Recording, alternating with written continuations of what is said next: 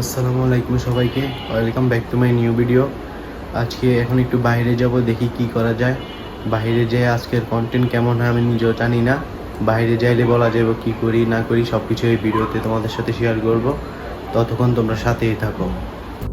সকাল থেকে মনে হচ্ছিল একটু রিল্যাক্স হওয়া দরকার, তাই সিদ্ধান্ত নিলাম রিক্সা নিয়ে আজকে ঘুরতে যাব।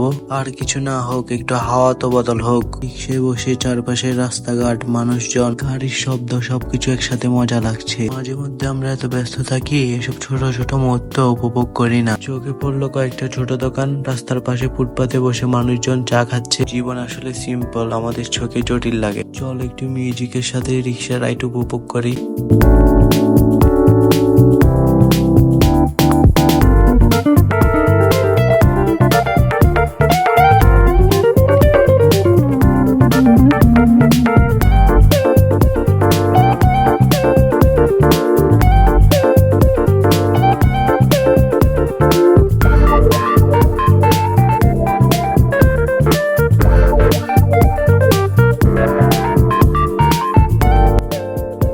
অবশেষে রিক্সা নিয়ে ঘুরতে ঘুরতে চলে আসলাম গুলশান ইউথ ক্লাবে।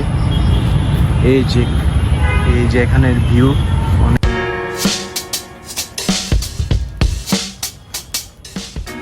এই জায়গার ভিউ অনেক সুন্দর।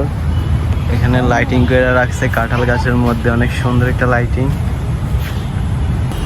অন্ধকারে কি আর দেখাবো তোমাদেরকে, বাইরে যাচ্ছি।